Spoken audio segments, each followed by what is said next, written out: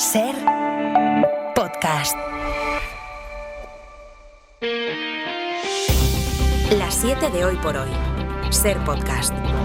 ¿Qué tal? Muy buenos días. Bienvenidos a Hoy por Hoy. Hay cientos de menores que siguen malviviendo en la calle, solos muchos de ellos en Ceuta, casi un mes después de que llegaran a la ciudad. Cientos que siguen sin protección, fuera del sistema de acogida. Hoy su futuro está sobre la mesa. Se celebra una conferencia sectorial de infancia a la que el Ministerio ha llamado a las comunidades para abordar fundamentalmente, aunque esperemos que no solo sea eso, el crédito de 25 millones de euros para la atención de esos niños y adolescentes. Y ya veremos si su posible reubicación. Las comunidades que gobiernan juntos, PP y Vox, han anunciado 3 de ellas su plantón a la ministra Sira Rego, igual que hicieron en la cita técnica que se celebró a mediados de mes para preparar esta, que es ya más política. Los consejeros de Extremadura, Aragón y Castilla y León no van a asistir a esta conferencia. Estas 3 comunidades rechazan cualquier reparto de menores migrantes no acompañados que procedan de Ceuta, del asalto al territorio de Ceuta. Alejandro Nolasco, portavoz de Vox en las Cortes de Aragón.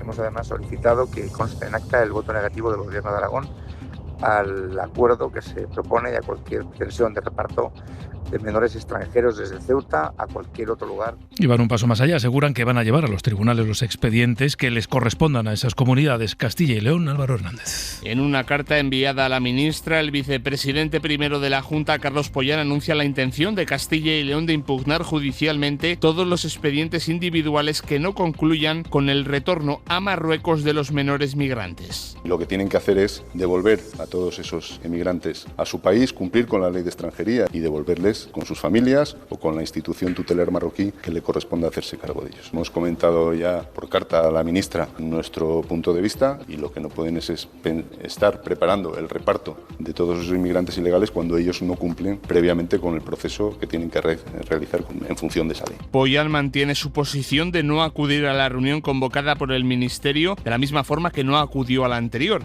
Castilla y León considera que actualmente está ya por encima de su capacidad de acogida de menores migrantes. En un mensaje en redes sociales, la ministra ha criticado que estas 3 comunidades rechacen esa transferencia de 25 millones de euros a Ceuta y afea a Guardiola, a Azcón y a Mañueco, presidentes de esos 3 territorios, que elijan a Vox y abandonen a Ceuta y a su presidente, al presidente de Ceuta. Mientras la ministra de Infancia busca el apoyo de las comunidades para atender a los menores, el de Justicia, Félix Bolaños, la de Sanidad, Mónica García, van a estar hoy en el Congreso. Esta mañana se retoman las comparecencias de ministros para dar explicaciones sobre la crisis migratoria. En la Cámara Baja también se va a escuchar a Ángel Víctor Torres, que es el mando único de esta crisis. Comparece también en el Congreso para explicar la gestión y los recursos de esa figura que él está ocupando ahora, la del mando único. Torres, que por cierto ha anunciado que se volverá a reunir el comité de seguimiento mañana, pero presidido por Pedro Sánchez, el presidente del gobierno, que regresa al foco en medio de las críticas del PP, que le afean, una vez más, lo vienen haciendo todo el verano, su tardanza en comparecer y le reclaman más explicaciones. Esther Muñoz. Los ceutís están sin salir a la calle. No llevan a sus hijos, no quieren llevarles al colegio. Les están mandando a la península. Y el gobierno está a palos. En algo que, por otro lado, los españoles ya sabemos. Claro que el gobierno tenía información. Es evidente que el gobierno tiene que dar muchas explicaciones. Sánchez finalmente va a comparecer el jueves que viene, el día 3. La idea inicial era hacerlo el 9, pero la presión de los grupos parlamentarios, también de sus socios habituales, ha obligado a adelantar la fecha. PNV, Esquerra o Podemos consideraban que el presidente tendría que haber sido el primero en comparecer para informar de la situación. Yone Belarra. Hemos exigido al Gobierno que el presidente comparezca inmediatamente. Es lamentable que se haya propuesto la fecha del 9 de septiembre, con toda la tranquilidad del mundo, con la gravedad de esta crisis y esperamos que por lo menos la semana que viene tengamos la oportunidad de tener un debate serio sobre esta cuestión en el Congreso. Bueno, pues así empezamos este jueves, es ya 27 de agosto. Las 7 de hoy por hoy. Ser podcast. Miles de personas salieron ayer a las calles de Ceuta para protestar por la situación que vive la ciudad desde hace, casi un mes y contra la gestión del gobierno de esta crisis. Bueno, una marcha improvisada, la segunda consecutiva esta semana, que terminó con altercados. Cerca de 400 personas desviaron la ruta hacia la playa del Trampolín para intentar amedrentar a los migrantes que siguen viviendo allí. Ceuta, Javier Paredes. En el día de ayer, miles y miles de ceutíes volvieron a salir a las calles de Ceuta para manifestarse por la difícil situación que atraviesa la ciudad, así como también por la gestión del gobierno central. A las puertas de la delegación del gobierno y por segundo día consecutivo se escucharon cánticos pidiendo la dimisión del delegado del gobierno en Ceuta, Miguel Ángel Preciano, así como también la dimisión del presidente Pedro Sánchez. Una vez finalizó la manifestación y ya cayó la noche, un grupo de personas acudió a la playa del Trampolín para echar a los migrantes que continúan todavía durmiendo en la playa, una situación que requirió de la intervención de la Policía Nacional para que la situación no fuera a mayores. Bueno, una marcha así que derivó en momentos de tensión. La indignación o el agotamiento no han hecho más que aumentar estos últimos 28 días en la ciudad autónoma, y la posibilidad de utilizar los polideportivos como centros de acogida fue la gota que colmó el vaso. El Ejecutivo del Gobierno Central ha dado marcha atrás.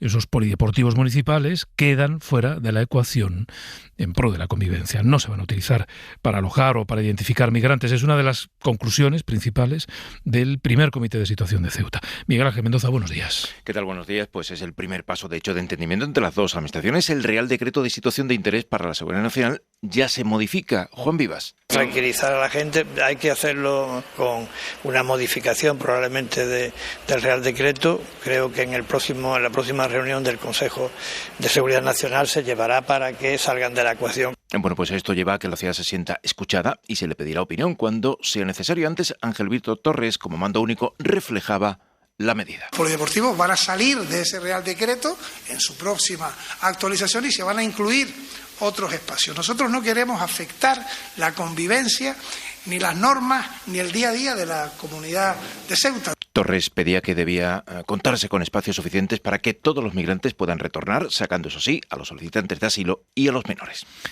Por ley, todos los menores no acompañados que siguen en Ceuta y que están tutelados, por tanto identificados, tienen que estar escolarizados a principio de curso.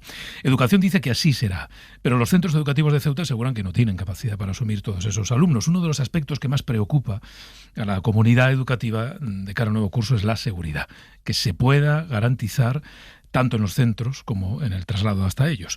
En ese sentido, el secretario de Estado de Educación, Abelardo de la Rosa, ha anunciado un plan de seguridad extraordinario para la reapertura de colegios e institutos. Que habrá presencia uniformada en las rutas escolares, en las inmediaciones de los centros, en los propios centros educativos, que habrá seguridad visible y que, por tanto, el traslado del alumnado a los centros estará vigilado, estará asegurado y, por tanto, será tranquilo en su entrada al centro. Educación todavía no ha concretado el número de efectivos con el que contará este plan, pero sí que contará con agentes de Policía Local, Nacional, Guardia Civil y Fuerzas Armadas. Laura Vila, buenos días. Buenos días. De la Rosa insiste en que el curso empezará el 8 de septiembre, como estaba previsto, y envía un mensaje de tranquilidad a las familias. Les pide que confíen y les asegura que sus hijos contarán con el acompañamiento de seguridad necesario. El secretario de Estado de Educación tiene hoy una agenda llena de reuniones para buscar soluciones, entre otros colectivos, con las familias de los alumnos. El futuro de los menores no acompañados, como comentábamos, se va a debatir esta mañana en la Conferencia Sectorial de Infancia, a la que están llamadas las comunidades. Confirmado el plantón, ya se lo hemos dicho, de los consejeros de Vox, también la participación de otras 11, entre ellas Cataluña, que adelanta que va a colaborar con el Gobierno Central. Al contrario de lo que apuntaba la portavoz de Junts, Míriam Nogueras, que esta misma semana amenazaba con rechazar todas las iniciativas de Pedro Sánchez si llegaban más menores a Cataluña. Barcelona, Sabia Bello. Cataluña acudirá a la reunión con la voluntad de colaborar con el Gobierno con lo que sea necesario ante la presión que partidos como el PP o Junts están haciendo ante esta crisis. La Generalitat no ha querido anticiparse sobre la acogida de menores, pero el consejero de Derechos Sociales, Raúl Moreno, asegura que el sistema de tutela catalán es fuerte y que hay que cumplir con la ley. El sistema de protecció a la infància a Catalunya és molt fort. Màxima col·laboració amb la ciutat autònoma de Ceuta, amb el govern d'Espanya. En el último reparto de hace un año, Cataluña no estuvo obligada a acoger a ningún menor. Ahora Junts presiona para que el gobierno aplique los mismos criterios que entonces y Cataluña vuelva a quedar al margen. El gobierno de ella ha ido con los pies de plomo estos días, pero aboga por afrontar la situación con una visión humanitaria.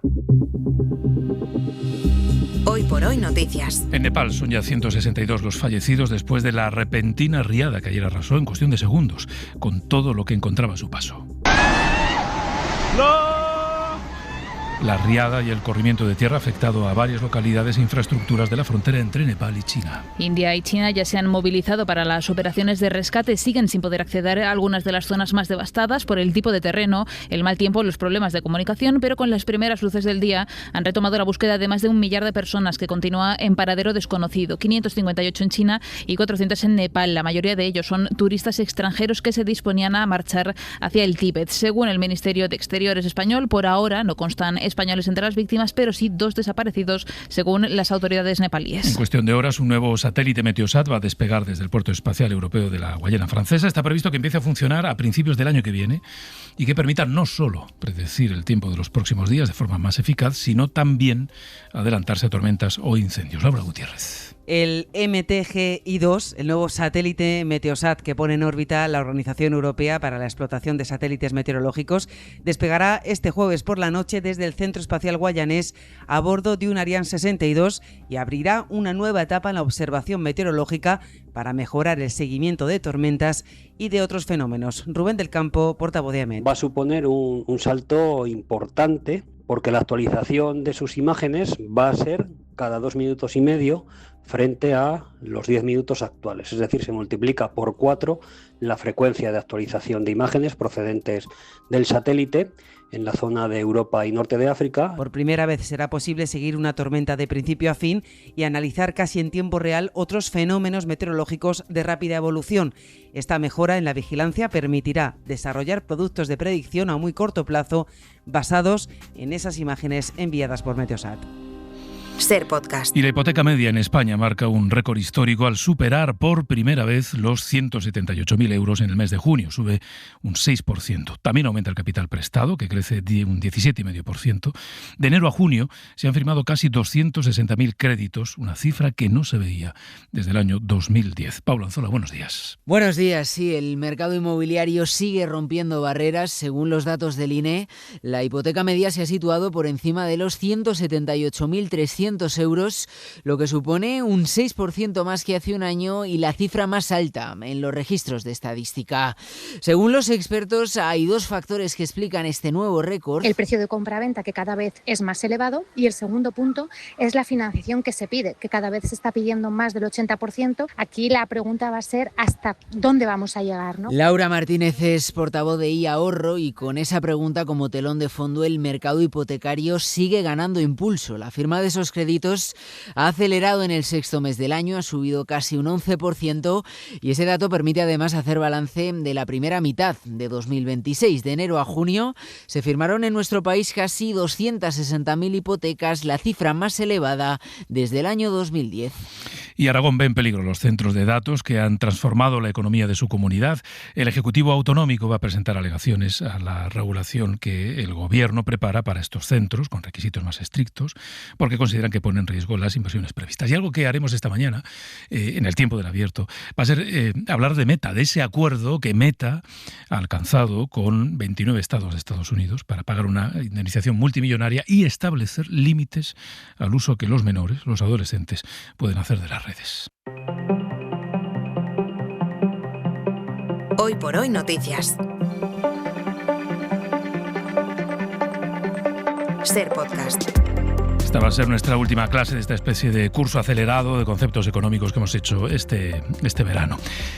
En unos meses, en nuestro país, la edad de jubilación va a quedar fijada en los 67 años.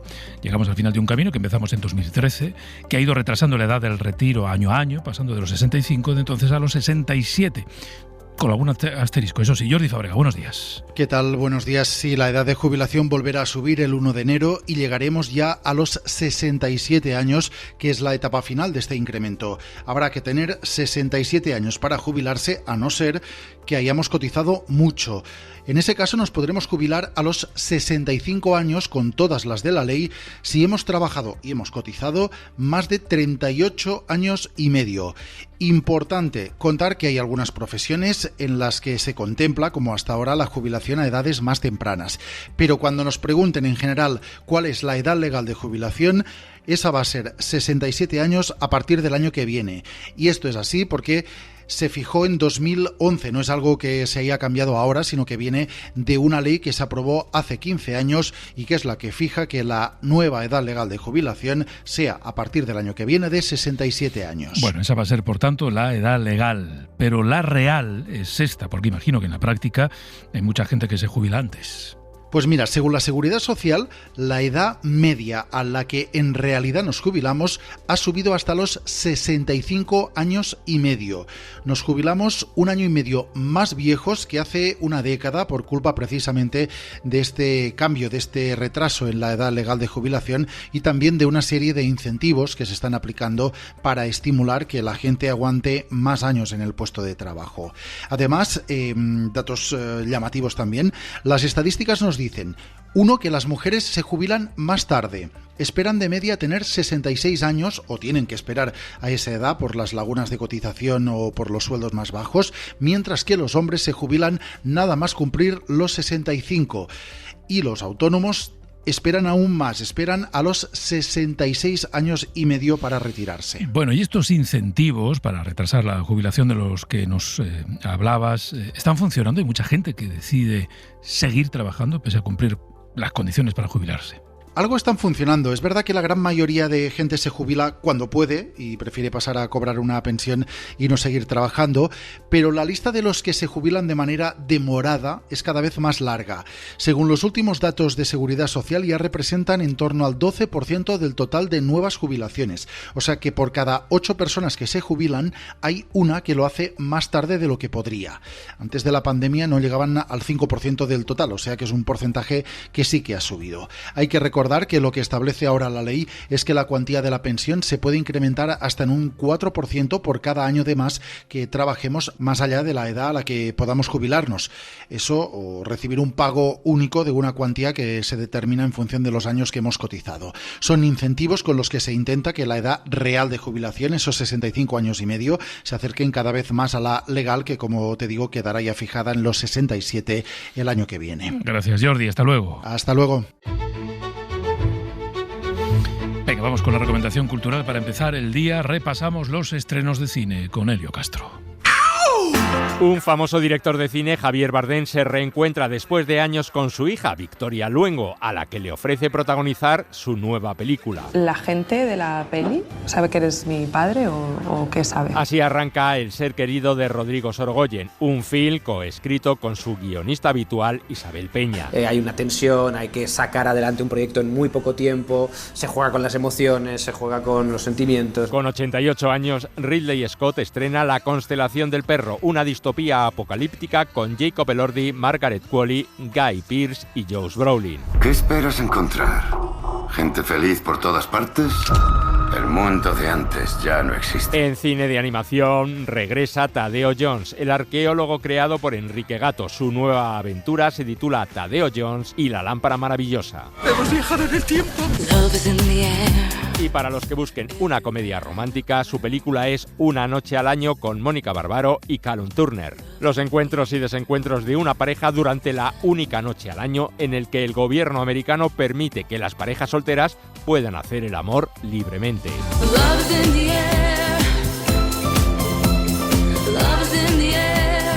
Para no perderte ningún episodio, síguenos en la aplicación o la web de la SER, Podium Podcast o tu plataforma de audio favorita.